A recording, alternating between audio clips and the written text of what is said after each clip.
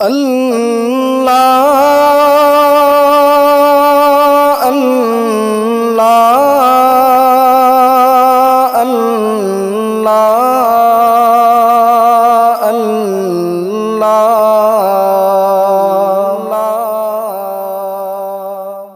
اللہ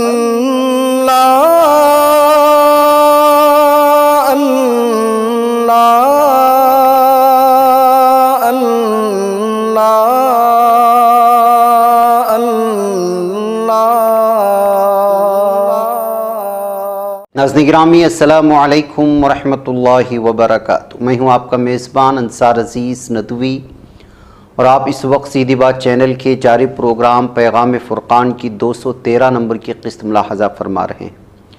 سورہ بقرہ کی آج ہم ایک آیت یعنی آیت نمبر 277 کی تفسیر پیش کریں گے۔ آئیے آیت کی تلاوت کر لیتے ہیں، اس کا ترجمہ بھی پیش خدمت ہے۔ اعوذ باللہ من الشیطان الرجیم، بسم اللہ الرحمن الرحیم۔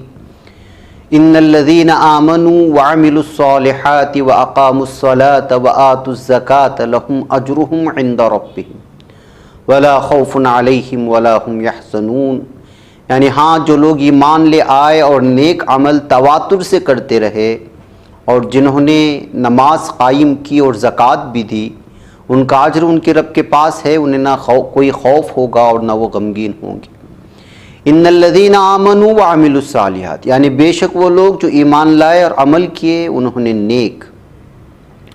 پھر آگے فرمایا گیا وَأَقَامُوا الصَّلَاةَ وَآتُوا الزَّكَاةَ، یعنی اور انہوں نے قائم رکھا نماز کو اور دی زکوٰۃ۔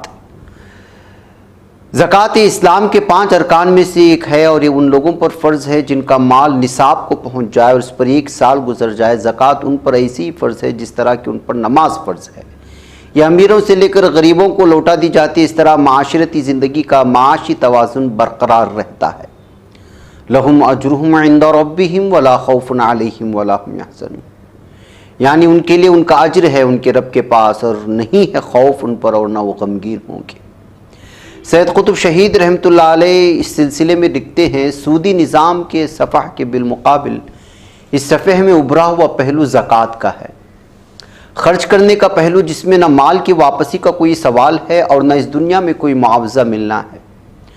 آیت اہل ایمان کی صفات اور مومن سماج معاشرے کی بنیادوں کو بیان کرتی ہے، اور پھر یہ واضح کرتی ہے کہ مومن سماج پر امن، طمانینت اور رضائے الہی کی بارش ہوگی۔ زکوٰۃ باہمی تعاون و کفالت پر قائم سماج کی بنیاد ہے۔ اس سماج میں افراد کی ضروریات کی تکمیل کی ضمانت ہوتی ہے۔ یہ سماج اپنی زندگی کے کسی پہلو میں سودی ضمانتوں کا محتاج نہیں۔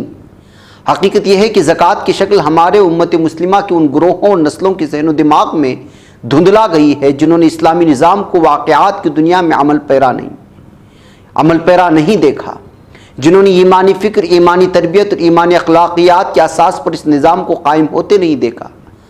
حقیقت یہ ہے کہ ان امور کے نتیجے میں انسانی نفوس ایک خاص سانچے میں ڈھل جاتے ہیں، پھر ان کے لیے ایک ایسا نظام قائم ہوتا ہے جس میں صحیح افکار و تصورات، پاکیزہ اخلاق اور اعلیٰ فضائل اعمال کا دورہ ہوتا ہے۔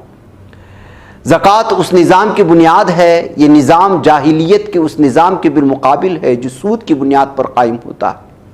اس نظام میں زندگی کے نشو و نما اور اقتصادیات کا ارتقاء فرد کی محنت اور افراد کے باہمی تعاون سے ہوتا ہے۔ یہ تعاون سود کے آلائش سے پاک ہوتا ہے۔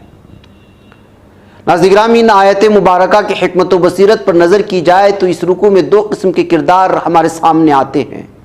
ایک قسم کے وہ لوگ ہیں جو حرص و ہوس کے بندے، پیٹ کے پجاری، دھن دولت اکٹھی کرنا اور لوگوں کو تڑپا کر ان سے دولت چھیننا ان کی زندگی کا مقصد ٹھہرتا ہے۔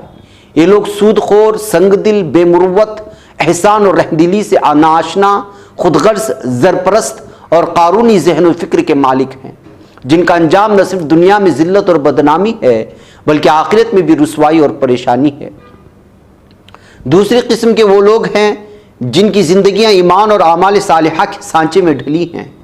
ایک طرف ان پاک بازوں کی پیشانیاں اپنے خالق و مالک کے سامنے جھکی رہتی ہیں، تو دوسری طرف حق حلال اور محنت و مشقت سے کمائی ہوئی دولت سے غربا و مساکین، بیوگان اور یتامیٰ کی خدمت ان کی زندگیوں کا مقصد ٹھہرتا ہے۔ یہ لوگ صدیقی اور عثمانی ذہن و فکر کے مالک ہیں، ان کی نیک نامی اور عزت نہ صرف رہتی دنیا تک قائم رہتی ہے بلکہ آخرت میں اللہ تعالیٰ کے یہاں دائمی مسرت اور حیات جاویداں ان کا مقدر ٹھہرتی ہے۔ آپ خود فیصلہ کیجئے کہ ایک فلاحی معاشرہ قائم کرنے میں کس کردار کے لوگ معاون اور مددگار ہو سکتے ہیں۔ سود خور یا صدقہ و خیرات کرنے والے، آخرت میں تو ایسے نیک کردار متقی خاشع خادم خلق انسانوں کی خوش انجامی اور ابدی راحت ظاہر ہی ہے، لیکن دنیا میں جو سکون قلب، یکسوئی، طمانینت خاطر اور قناعت کی مسرتیں ایسے لوگوں کے حاصل رہتی ہیں، ان کا اندازہ وہ بد نصیب کر ہی نہیں سکتے جو 24 گھنٹے روپے پیسے کا میزان لگاتے رہتے ہیں اور ہر لمحہ بینک بیلنس کے چکر میں رہتے ہیں، جن کی دماغوں پر سوتے اور جاگتے دھن و دولت کا بھوت سوار رہتا ہے اور وہ اسی کرب کے ساتھ اس دنیا سے رخصت ہو چلے جاتے ہیں۔ ناظرین گرامی، یہاں وقت ہو چلا ہے اور اس میں جو ہے باقاعدہ سارے زکوٰۃ کی کیا اہمیت ہے، عبادتوں کی کیا اہمیت ہے، اس کو بیان کی گئی تھی۔ مجھے یہاں اجازت دے، اگلی آیت کی تفسیر کے ساتھ پھر السلام علیکم ورحمۃ اللہ وبرکاتہ۔